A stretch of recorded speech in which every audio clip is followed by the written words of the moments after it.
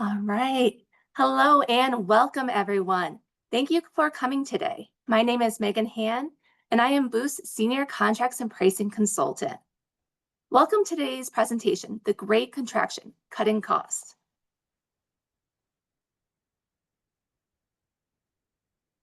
We have two presenters with us today. We have Kathy Wright. Kathy is the manager of strategic contracting and procurement with Boost and helps our clients with purchasing and estimating business systems, from day-to-day funding to full-fledged DFARS business systems compliance. She also does all things contracts, from redlining and negotiating NDAs, teaming agreements, and subcontracts, along with everything else that happens day-to-day in a contract shop.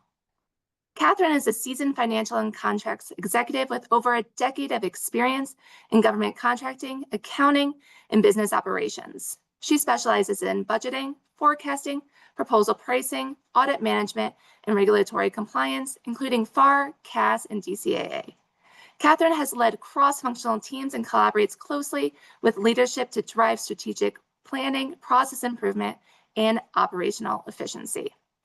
The presentation portion of today's event will last around 30 to 40 minutes, and we will conclude with a questions and answers session for the last 15 minutes. Please use the Zoom questions feature to send me your questions as they come up, and I will pass them to Kathy and Catherine at the end. At the end of the series, we will make all 4 presentations available through Boost's website. We know you will enjoy this presentation, so let's get started. Over to you, Kathy. Thank you, Megan, for that great introduction.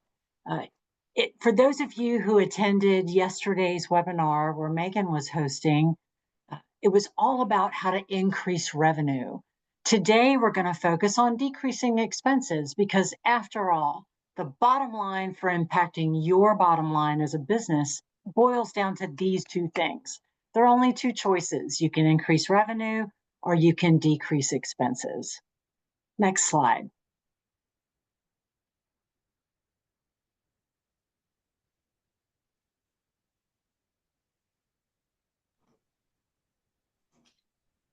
There is a common but flawed assumption in pricing that fee equals profit.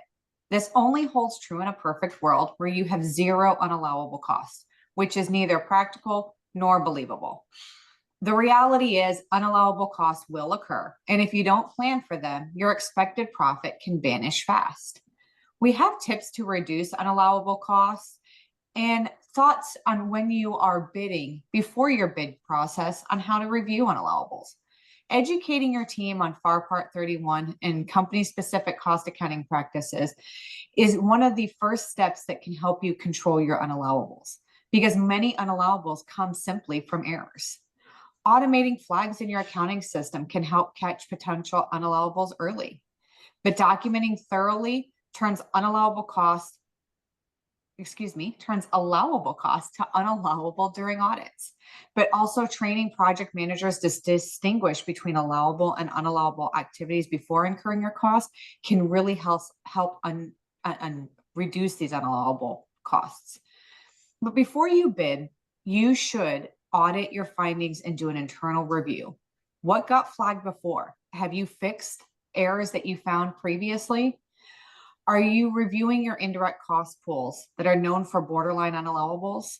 Are you assessing the contract type? Cost type contracts bear more scrutiny than fixed price. And are you adding a cushion to your fee? If you have a high risk for unallowables you can't avoid, this may be an area you need to focus on, because the bottom line is fee can approximate profit, but only if you aggressively manage and account for unallowables. Don't assume they won't happen. Price accordingly. Next slide. All right, we are going to pause for a second for our first polling question. Okay, when setting your fee percentage for a bid, do you factor in your current unallowable rate to compensate for that, ensuring that your fee approximates profit as closely as possible? We have 3 answers here. So we have always, sometimes, but we'll sacrifice this component to get to the price to win, or we have not even considered this aspect of fee determination. Maybe until this moment, you didn't realize there was a difference between fee and profit. Right, we have answers rolling in now. Overall, almost no one has said always yet. And looks like the majority answers is sometimes, but will sacrifice this component of fee to get to the price to win, which is just closely followed by we have not considered this at all.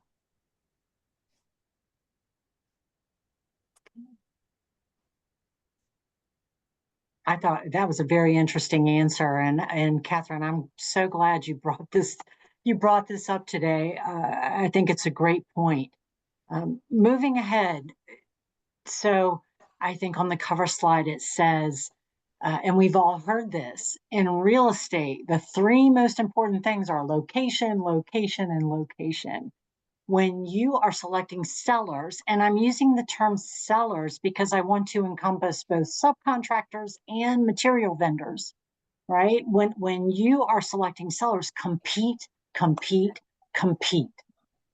And if you haven't thought about this much, let me just ask, do you price your work differently if you know there's no competition? Yes, of course you do. And so does your subcontractor. So if your subs or your sellers think that they're the incumbent, you're never going to leave them, you've been working together for 5 years, and now it's time for the recompete. So you're not even going to look at anyone else. You're going to pay more than you could pay if you competed the effort. Remember, you always want at least 2 bidders. So you're going to target 3 to 5 in your RFP most times, right? That may change depending on what you're buying. You're going to target 3 to 5 in the hopes that you're going to get at least 2 offers. Only get 1 bid? Hopefully you have time. Hopefully you started the competition early enough so that you can extend the deadline and invite others to bid. Maybe there were some second tier sellers. You just went to your 3 go-tos and you only got 1 bid back. So maybe you can widen your net a bit and capture some other bidders by including other potential sellers in your RFP. When is the ideal time? As early as possible, really in the capture phase. We should be engaging sellers in the RFP process to the extent possible and doing the competition there because you want to go into the government with the very best possible bid. If you attended yesterday's webinar when Megan was talking, we are moving into a hyper-competitive environment, especially when the government's buying things that they consider commercial under FAR Part 12. They're going to be competitors you've never heard of winning bids in the next government fiscal year. So I think getting the competition going very early, getting the best prices that you can in the BD phase is going to make you more competitive. You're going to have a more aggressive price to win. It's going to help you with your capture. Another thing that I see often, I see this all the time, we should be practicing equitable bidding. And really, this is more about just being fair and square. Sometimes maybe your incumbent is busy or you work with this seller a lot, you have a lot going on with them. So they've reached a certain level of complacency. So the bids are due today, but at the end of the day, your incumbent or maybe even your favorite seller says, oh my gosh, I'm so sorry. I didn't get to this today. Can I give it to you Friday instead? If you have the time to extend for them, you should, but you should extend for your other bidders too. And be sure that your favorite or the entity that asked you for the extension understands that you are extending the deadline for all the bidders. I can promise you, I've seen this in my career time after time after time. Every time a bid due date is extended, everyone takes a hard look and tries to lower their price. We do that as primes when we're bidding to the government. So you can bet that your sellers are going to mirror that same behavior. So if you extend for one, extend for all and give everybody a chance to come in at yet a lower price. And even when you are competing, when those prices come in, you can down select if you like. If you have a large number of bidders, you can tighten your competitive range and down select the unrealistically low numbers or the, oh my gosh, are you kidding? High numbers. Narrow your competitive range and then open negotiations with those bidders. They don't have to be long, they don't have to be protracted. If you have two bidders where the prices are virtually the same, maybe you negotiate terms at this point. Did they push back on your MSA terms and they're asking you to take more risk as a prime than the other bidder who might be slightly higher? Now's the time to open the door and have that conversation with your bidders. Maybe you can't improve price anymore, but you can improve the terms. So competition is the number one way to reduce your subcontractor spend. Slide, please.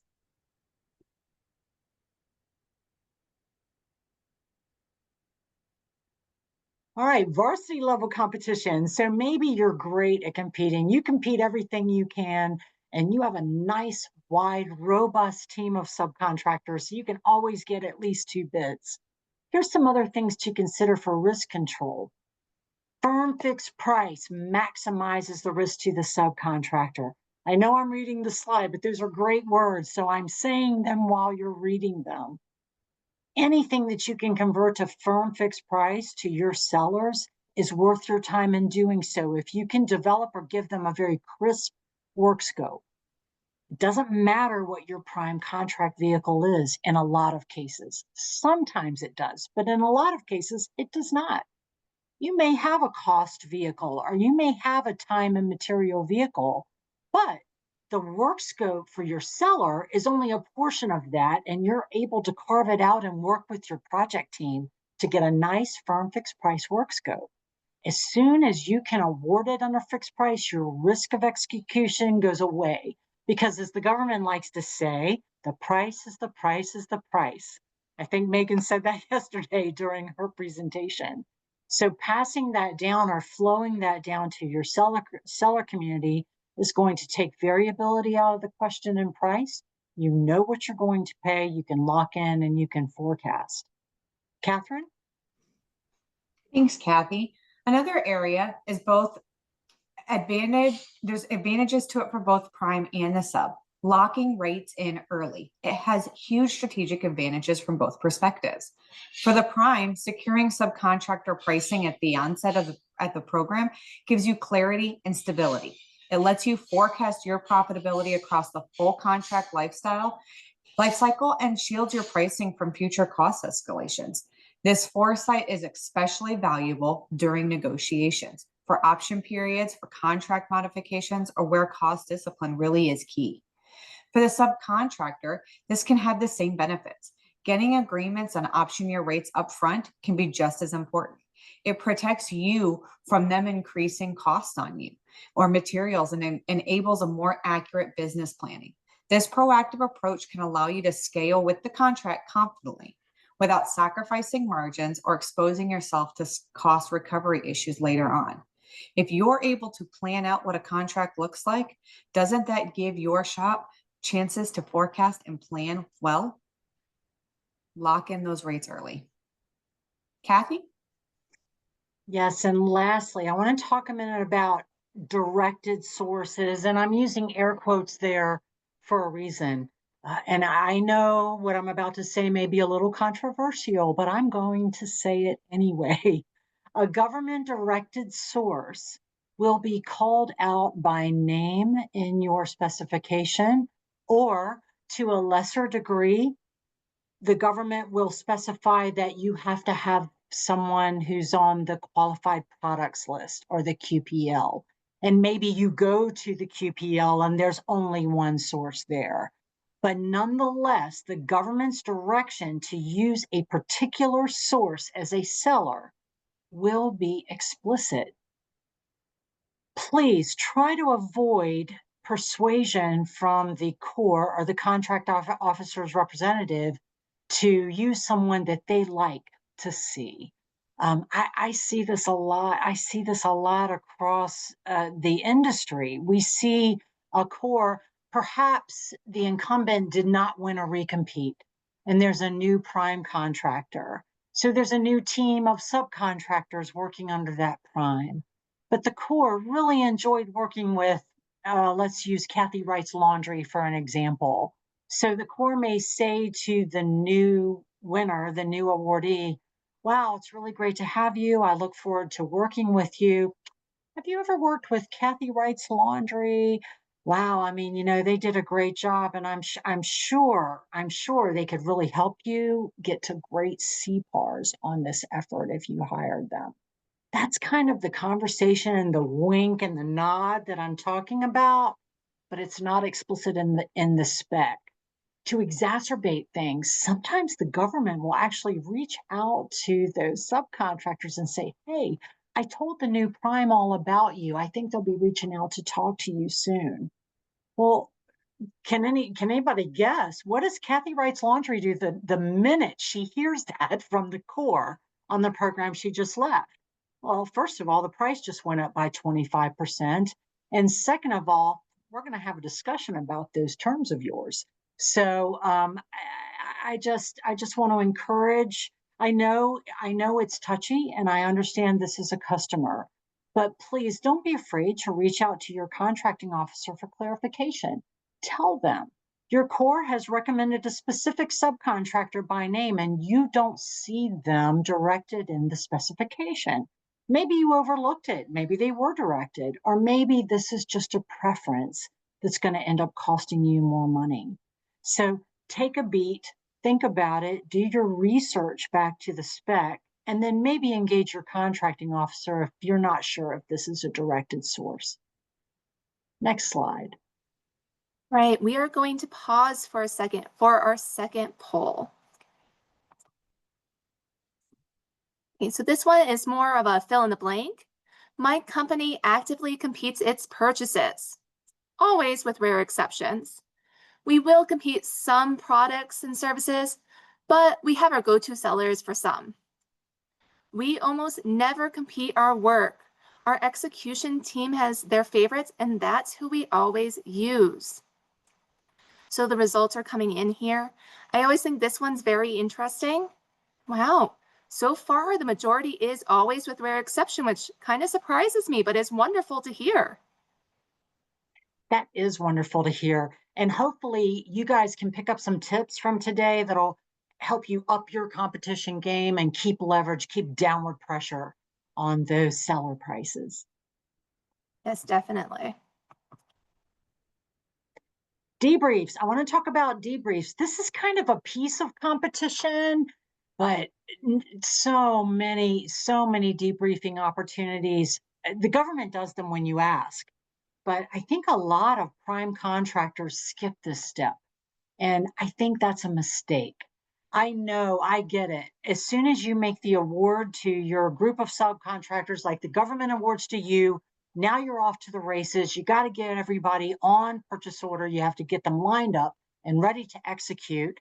And at the end of that sprint, you just want to stop and breathe for a minute, or you're on to the next thing, or you're into execution. But consider taking a beat and doing a debrief. Debriefs are not going to save you a penny on the procurement you just did, but they will save you money on the follow on or your next procurement with these same sellers. Here's the value. If one of your sellers bids with you enough and never wins, eventually they're going to stop bidding, especially if they don't get any feedback.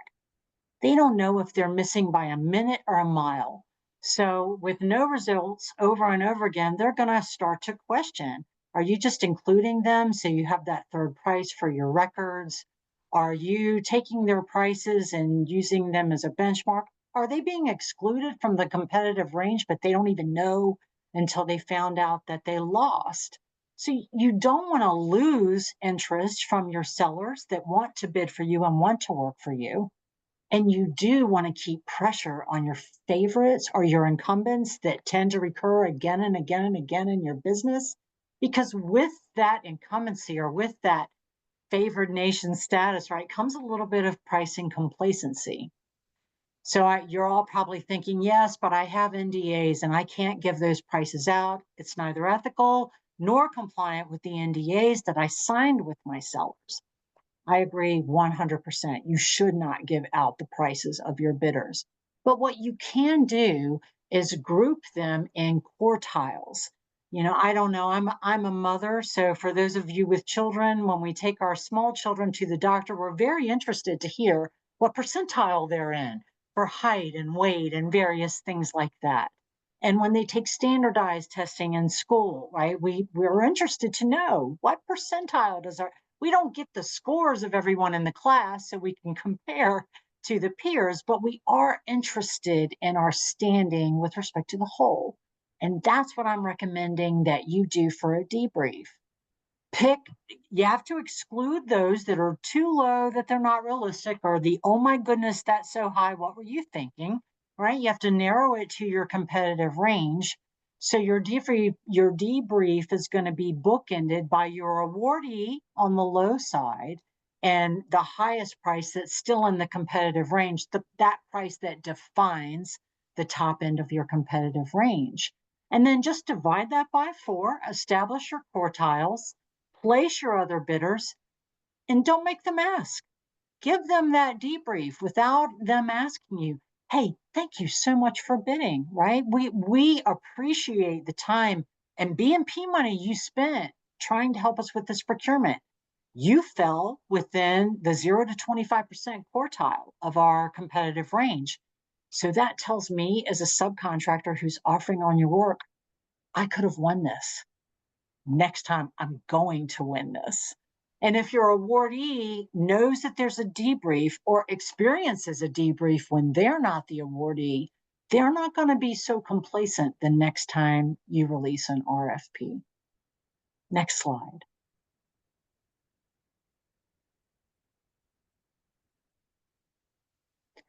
Master subcontract agreements, MSAs, T's and C's. I have some do's and don'ts here. I will tell you, I have experienced in my career, and I've seen a wide variety of how MSAs are handled. And we all have to tailor what fits best for our business. So the recommendations that I'm going to give to you today maybe don't fit your business model now, but maybe they could. Maybe they could. I will tell you the most efficient time, the most advantageous time for a prime contractor to introduce their master subcontract agreement is at the onboarding phase. Don't even wait till capture.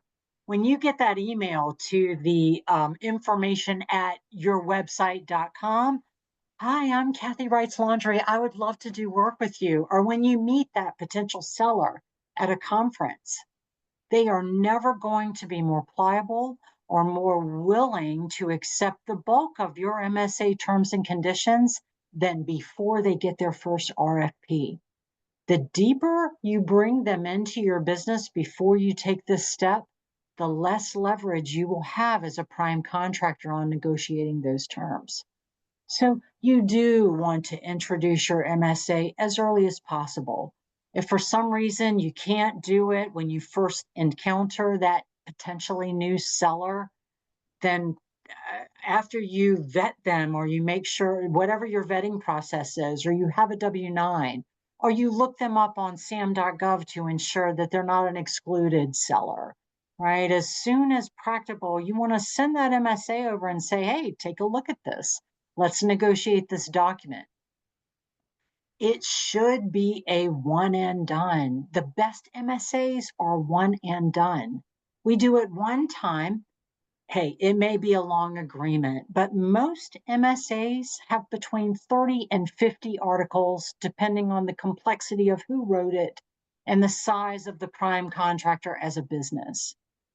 Within those 30 to 50 articles, there are only a small handful of them that will be different if your prime contract is firm fixed price, time and material, level of effort to completion, or cost reimbursable. You're all familiar, you know this, right? You may want your seller to invoice you differently, or at a different tempo, or with different information in the invoice, depending on that prime vehicle type. Maybe inspection and delivery looks different with respect to the government's rights, or maybe data rights look different with respect to the government's rights. Usually they don't. But there are only a handful of terms, and most of them I can list for you off the top of my head. So for those, you're going to create a series of if-thens. If the prime contract is firm fixed price, or if the subcontract is firm fixed price, you will invoice me on the following schedule. You will give me these following reports on the following schedule. If it's firm fixed price, if it's time and material, if it's cost reimbursable. So you can do that if then drill for this little handful of terms that will vary. But all the rest, what do terminations look like? What do stop work orders look like? How do we handle disputes? Right? There's other, what does proprietary information sharing look like? Who's going to handle the government communications? All of those clauses generally do not change, and they should be negotiated one time, and that's our understanding, and then we put that document away. If you do it that way, when you can bid freely, right? And that you're in the capture phase, you have your list of sellers with MSA terms in the bank, and they can just bid. And when there's an award, all you have to do is release a funding document at that point. You're not negotiating 50 articles of terms and conditions that become contentious, because guess what, folks? Now your seller knows that they're part of your proposal. They're listed in your proposal. It's going to be very uncomfortable for you as a prime if you can't culminate the subcontract and get busy. So consider starting your MSA process really early with your sellers. Next slide, please.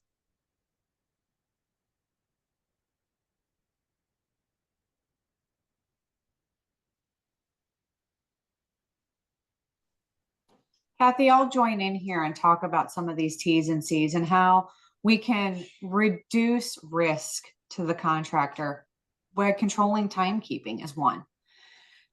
The critical to maintain strict control over how subcontractors report and approve time. It ensures accuracy and accountability. I recommend if the functionality is available to have your subcontractors input their time directly into your timekeeping system. This gives you not only full visibility, but it reduces the chances of discrepancies or errors during audits. If you can avoid accepting labor invoices for T&M subcontractors, request timesheets if they're not available to put them in your system. These invoices can create potential audit issues due to inconsistent documentation, unclear records, and they could all lead to disallowed costs.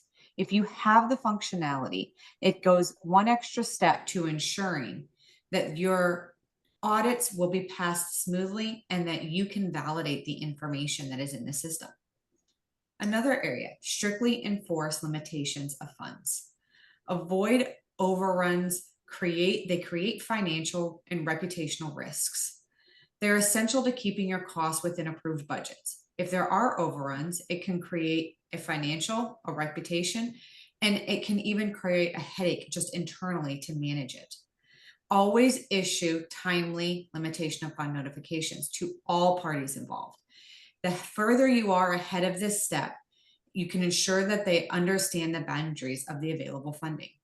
If subs or internal teams exceed funding limits without prior approval, not only can the government refuse to cover the additional costs, you could be held liable. So enforcing these limits helps avoid the overrun situations and keeps everything within the agreed upon financial scope. And then finally, link your T's and C's to your system controls. Finalizing your T's and C's isn't just a formality. It's the foundation how the rest of your contract process will function. As soon as your T's and C's are set up, input the amounts into your system. Ensure that your team is ready to initiate the subcontracts promptly after the contract is awarded. There's limitations within every system that you can put in to help control the risk of overruns due to not controlling your T's and C's. But failing to enter this information immediately can delay subcontract execution. It leads to potential risks like needing to issue authorizations to proceed to cover initial work. And by being proactive in entering your funding, you can avoid delays and ensure a smooth project kickoff. I highly recommend you start this process the moment you have your MSAs and your T's and C's executed. Kathy, next slide. Right, we are going to pause for the last webinar question. So this again is another fill in the blank. We issue ATPs to our subcontractors almost every procurement, infrequently and only when the government gives us an award with a tight window to the POP start date, or we don't issue ATPs. Right? The answers are rolling in. Right now, the majority is almost every procurement. And this could be because of the tight window just combined with everything else going on.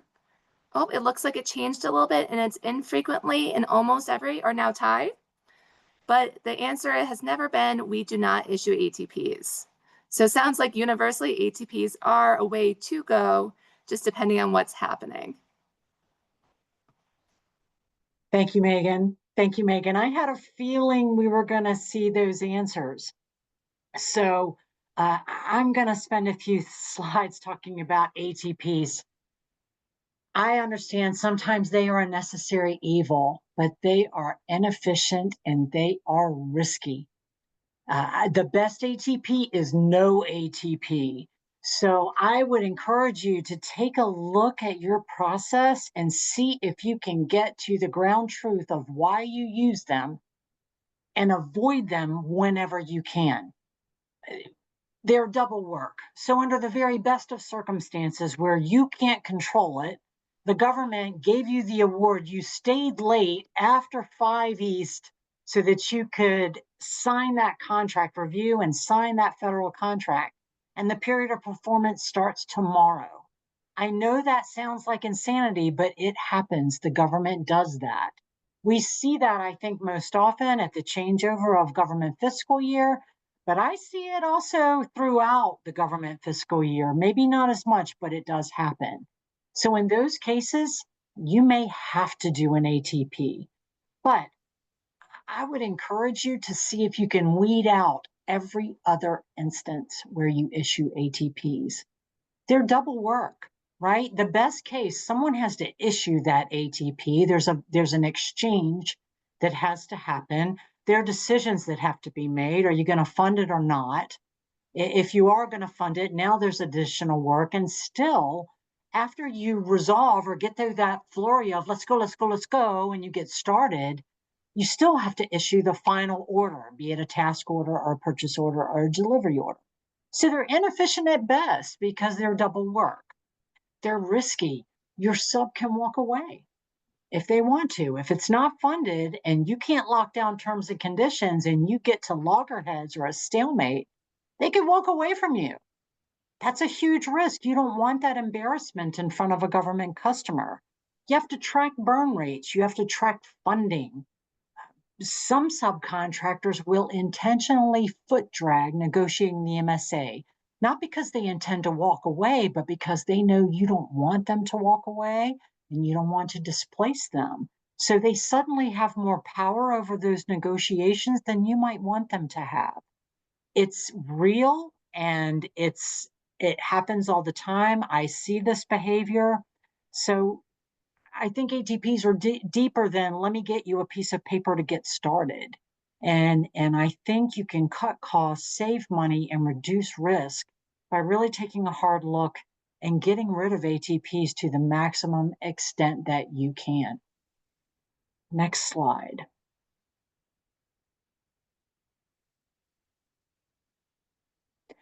If you have to use an ATP, if there is no way around it, please try to avoid an email that says, yeah, get going. I'll send you something and fund you. See you tomorrow morning. High five. Bye.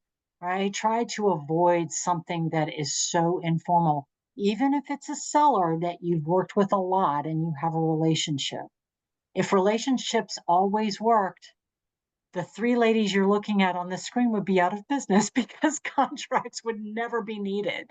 So take a moment and breathe. We should include basic terms. Presumably, you gave your seller the work scope during the capture phase or some point prior to when you have to issue this ATP, but you want to bring it back in for clarity. Let's tie that work scope. Maybe it changed with Amendment 7 during the government's procurement, right? Take a minute, make sure that your seller has the most recent work scope that was agreed on that'll be tied to the price and ultimately to the MSA or your funding document. Include flow downs. please include flow downs. If you're funding, you must include flow downs because you're committing government funds to a seller. So the flow downs have to accompany that to the extent that they're triggered by the funding you're giving them now. Oh, and by the way, those 1099 resources, those single independent contractors or those single member LLCs that you use as resources, those are subcontractors under the FAR. So even those resources need to get flow downs from you as the prime contractor. Include a firm definitization date. Don't just leave it to, well, when we settle, and I'll get you a purchase order, right? Set a target date. You may have had one in your teaming agreement. And frankly, even though your teaming agreement may still technically be in play as a contractual document because you have not yet definitized your subcontract, you still want to set a firm definitization date. That date may have been defined in your teaming agreement. Many teaming agreements will say that if we can't agree on the subcontract terms within 60 days of negotiations, then the prime has the right to award to others. So when you look at this definitization date that you're going to include in your ATP, make sure it doesn't contradict what you said in your teaming agreement if there was one in play. If you can avoid funding, avoid it.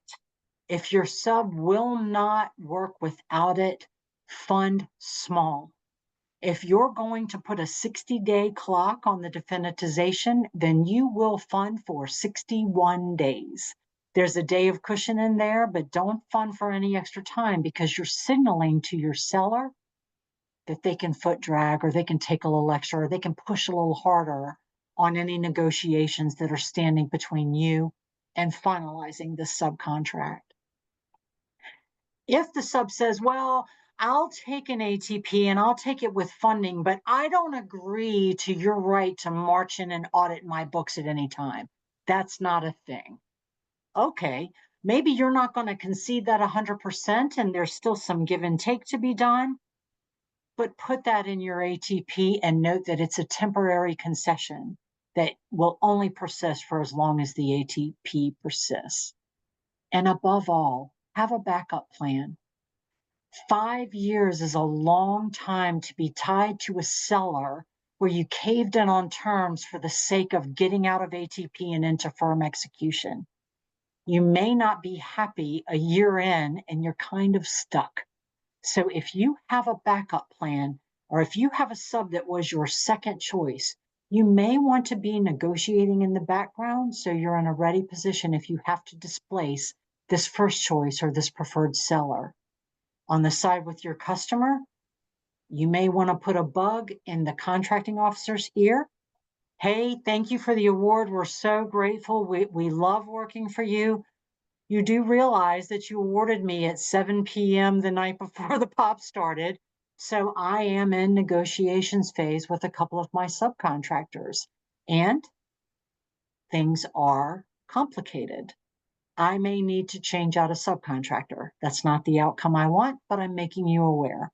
Open the conversation so that you can gauge your customer's tolerance for that. That might inform how you negotiate the rest of the MSA if that's what's holding you up. And usually it is. And just be ready, have a backup plan. Next slide. Well, it wouldn't be fair of us to tell you to avoid ATPs without giving you some insight on how you can do that. So one of the biggest risks during the ATP period is cost control, especially for subcontractors. They may not fully understand which costs are allowable or reimbursable during this ATP period. And without clarity, they can quickly rack up unapproved and untracked expenses. The fast pace of a onboarding of a contract and the uncertainty of an ATP can lead to budget overruns, creating compliance risks, and straining the financial position. So what are some areas that can help mitigate that? One of the best practices is to enter the program into your accounting system as soon as you submit a bid. And I know everybody's going to say, whoa, we're going to do all this work up front. But here's the benefit.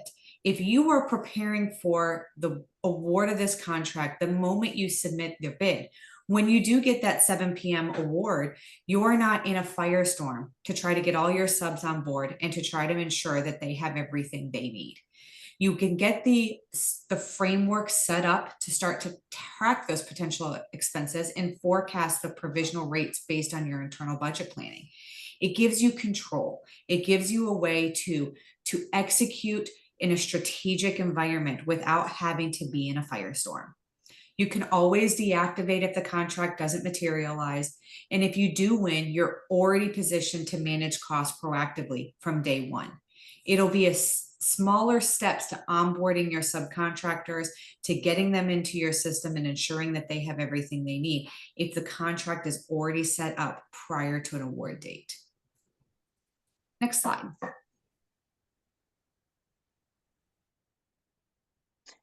This slide focuses more on the material side of the house. I know we've been talking about sellers, and a lot of the things we spoke about could be for either subcontractors or material vendors. But if you are material heavy, you buy a lot of raw materials, you're in the manufacturing space, then there are things you can do to leverage your buying power to get lower prices over time. You want to do strategic buying, so you're going to categorize your spend over time. Use your ERP to pull your spend. If you can separate it by NACE code, that may help you, or you may have to manually go through and sort. Okay, this is a raw material seller. These are cleaning supplies. This is personal protective equipment. Put them in buckets and take a look. How much money did you spend over 3 years? If you are in manufacturing or material production space, I think you might be surprised by your spending power and how you can leverage that spend. Once you know that, wow, over 3 years, I spent $7 million on personal protective equipment alone, right? That is huge. At that point, you want to identify high quality sellers and see if vendor managed inventory is an option for you. You can always go the traditional route where you just send out, you want to mimic the government here. You want to send out solicit a blanket ordering agreement. So it has your standard terms and conditions, the rules of engagement. You want to ask them, pick a basket of goods. You don't want every single pair of safety glasses you bought in the last 3 years, but pick a basket of goods that represents the things you buy most often in that category. Ask them to give you prices that extrapolate out 3 years. I'm going to come back to why 3 years and not longer. But extrapolate out to what you've spent over 3 years. Tell them that that's approximately the size of your spend, and then have them give you caps for each year out of 3 years, or prices if you can get it. Caps are okay, prices are better. There are companies out there, personal protective equipment is a great example of that. There are companies out there that if you're large enough and your spend is large enough, they'll provide a vendor managed inventory for you. They'll come into your safety shop, set up bins of the Tyvek suits, the safety glasses, the gloves, respirators, cartridges, all the things that you use for PPE, and they'll keep them full. They'll manage the inventory, and at the end of the month, every month, you reconcile, you pay them for what's been used, and your people don't have to track those levels, make sure they don't run out, order in time, pay for rush delivery because we forgot, right? All of those things fade out because your vendor will be managing those. And if your spend is large enough, they will do that for you just for the profit they're making off of the goods sold. And they can beat traditional sellers. So it's a great option for you. 3-year max is important because you don't want to ask for fixed prices out too far in advance.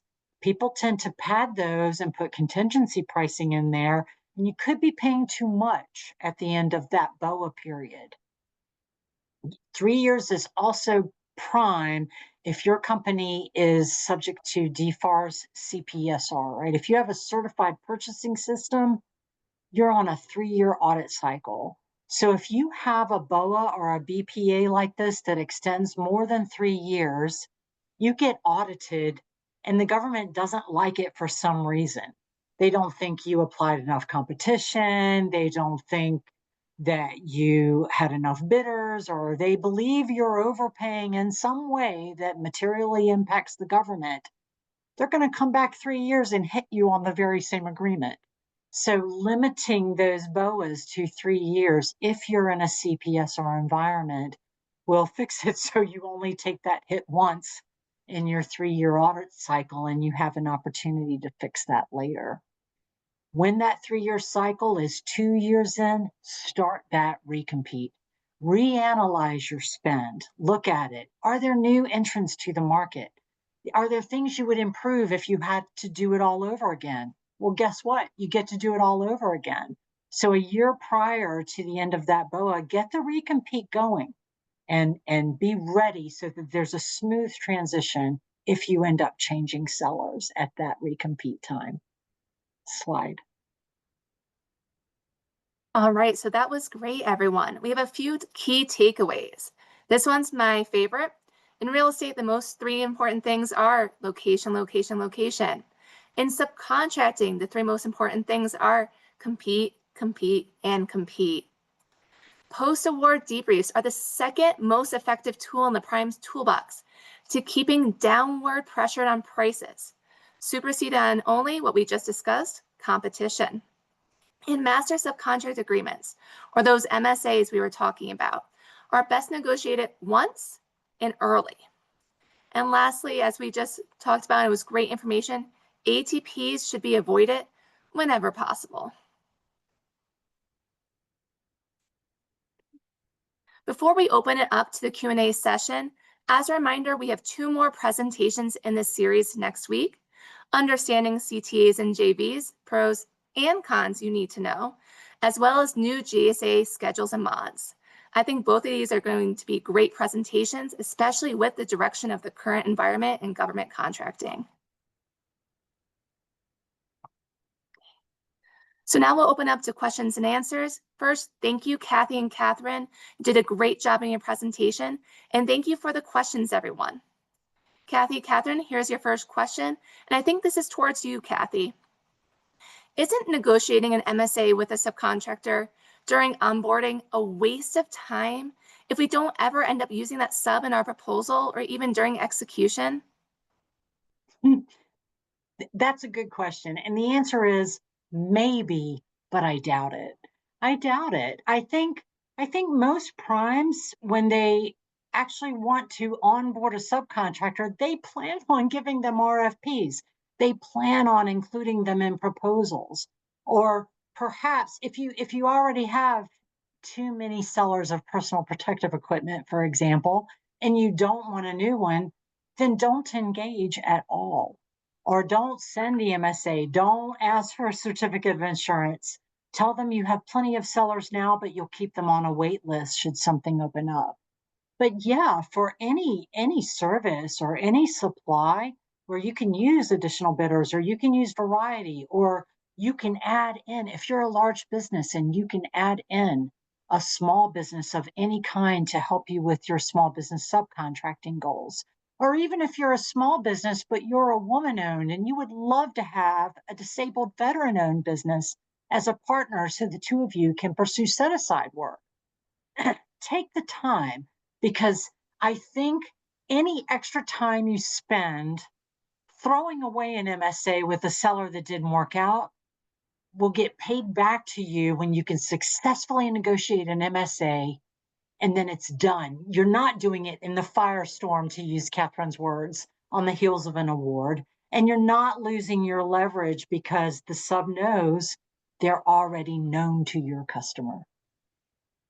That's great, Kathy. So I think what you're saying, right, is we don't want to get to every single vendor that maybe Capture identifies, not those 3 dozen where you think potential, but taking a look more at your capabilities, where you're missing out on, how you could be more well-rounded, and using that as your list of where to start.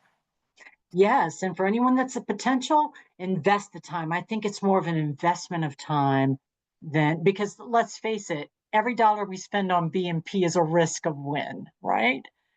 So locking in those subs and those T's and C's early is an investment.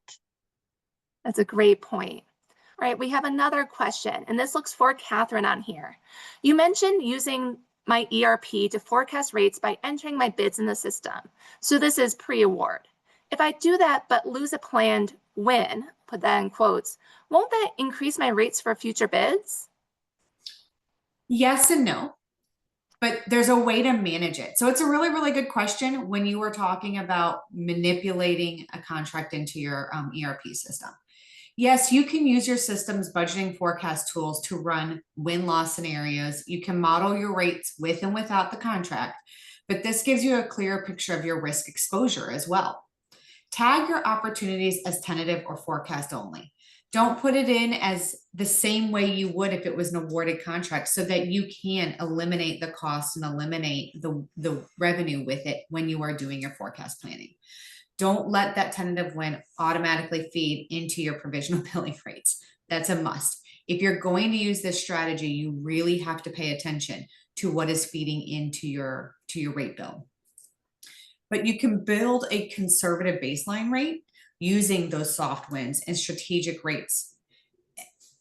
Using the strategic rates for proposal pricing is great, and it can keep the conservative rate for internal cost risk mitigation, but you make sure that you are communicating that internally. If you're going to use that, you have to revisit your rate assumptions quickly every single time you go into a bid process. And I do suggest this, and Megan, this was something you and I talked about at length yesterday in the pricing webinar. So be cautious if you're going to use this step. You really have to pay attention to the details, but I think the reward of it far outweighs the risk of putting it into your system early. Wonderful. And I think that's great. And yes, we talked about this too yesterday. So it's bringing it all back. If anyone missed that webinar, as we mentioned, they will be online in about a week or so. So please visit our Boost website on here. And I'm just going back to something we talked about with MSAs. This is just a general question I thought we could answer. How can Boost assist with establishing MSAs for our business? Oh, wow. We would love to do that. We can take whatever document you have. You know, I'm sure you have something that you're using. And if your goal is to get to that one and done master MSA, we can work with you to identify those handful of clauses that will vary based on your prime contract type.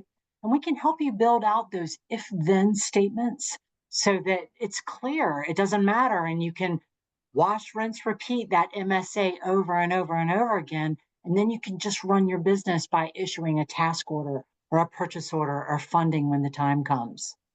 I think that MSAs are important even for material spend, right? Because it's rules of engagement. I know that another efficiency in material purchases is no invoicing from material sellers. You do a three-way match, right? You have a quote, you have a purchase order, and a packing slip. So you have 3 pieces of paper, and you're looking at the box on the warehouse floor that has the things in there. So the seller can be paid immediately. And these are terms that you can build in to your MSA and have that understanding from day one, and that can persist throughout your relationship. Oh, and that's great, Kathy. And I think that tags into another question we had about really what the value is of an MSA, right? You can start rinsing and repeating. You can really work more effectively during execution, which is when things need to happen quicker. And Yes, we're almost, absolutely. exactly. So we're almost at the end of the hour. So we're going to move on here. Okay. So again, thank you, Kathy and Catherine, for the information you shared with us today. And for our listeners, if we didn't get time to answer your question, we will answer it by email using the address you gave us when you registered. As a reminder, the slides and recordings will be available on Boost's website in the next few days at boostllc.net. And thank you for joining us for either one, some, or all 4 of these webinars. Have a wonderful afternoon.